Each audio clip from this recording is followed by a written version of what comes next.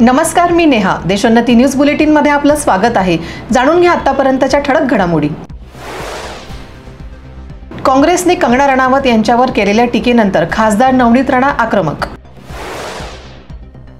2024 ची निवडणूक ही इंडिया आघाडी जिंकणार, विजय वडेट्टीवार यांचे प्रतिपादन. संजय राऊत काय बोललेत याला महाराष्ट्रातील जनता फार महत्त्व देत नाही, नांदेडचे खासदार प्रताप पाटील चिखलीकर यांची टीका.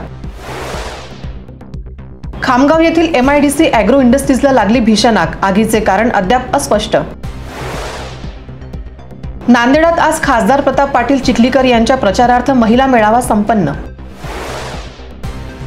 छत्रपती संभाजीनगरात भाजपतर्फे तांड्यावरची होळी उपक्रमाचे आयोजन.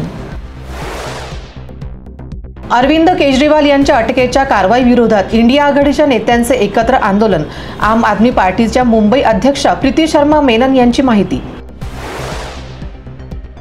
APMC बाजारात आवक वाढल्याने खरबूज कलिंगडाच्या दरात घट.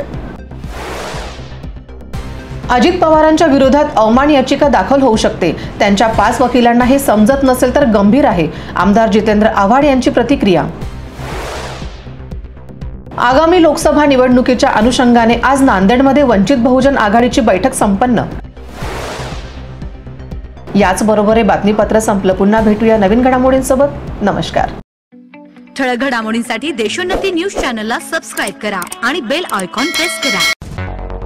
मुंबई, पुणे, नागपूर, मराठवाडा असो का विदर्भ, राजकीय, सामाजिक, शैक्षणिक क्षेत्र असो का क्रीडा, सर्वच घडामोडीचे विश्लेषण पाहायला विसरू नका. फक्त देशोन्नती न्यूजवर.